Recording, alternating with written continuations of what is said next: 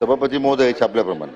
सभापती महोदय, यामध्ये सातारा जिल्ह्यातील वाई, सातारा, कोरेगाव तालुक्यातील 2 डावा कालव्याच्या माध्यमातून 24,825 क्षेत्र सिंचनाखाली येत आहे.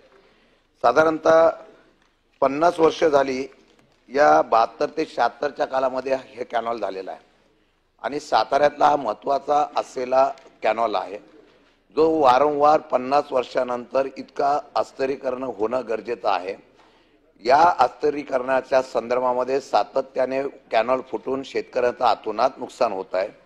माझा स्पेसिफिक प्रश्न आहे, माननीय मंत्री महोदय, तत्कालीन उपमुख्यमंत्र्यांनी जलसंपदा मंत्र्यांनी याच सदनामध्ये आश्वासन दिलं होतं की आम्ही तत्काळ 52 कोटी रुपये उपलब्ध करून कामाला सुरुवात करेन.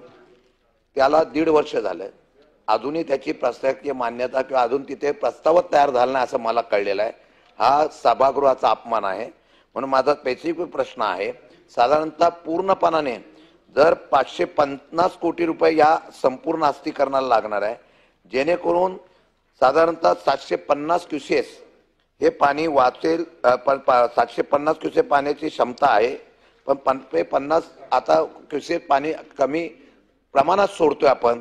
माझी स्पेसिफिक प्रश्न एवढाच आहे, 550 कोटी नव्हे, परंतु टप्प्याटप्प्याने हे करणं फार गरजेचं आहे. तर आपण निदान 100 कोटीच्या वरती या वर्षामध्ये आपण चालू महिना 2 महिन्यामध्ये आत्ताच्या अर्थसंकल्पात याची तरतूद करणार आहे का? एक. दुसरं, काही ठिकाणी मग आता बोरकळ, सोनगाव वगैरे, जळगाव वगैरे हा साताऱ्यामधली महत्वाची गाव आहे, जिथे अस्तरीकरणामध्ये अतिक्रमण पण झालेलं आहे. तिथे एखादा पूल होणं पण गरजेचं आहे, जेणेकरून तिथलं क्षेत्र वळताखाली येऊ शकतं. तर या संदर्भामध्ये आपण त्याच्या बाबतीमध्ये निर्णय घेणार आहात का? आणि त्याच्या संदर्भातून पाणी जर तिथं सोडलं तर ते क्षेत्र सुद्धा कामाला येऊ शकतं. तर ह्या 2 प्रश्नासंदर्भातून आपण तत्काळ निर्णय घेणार आहात का? सभापती महोदय, या निमित्त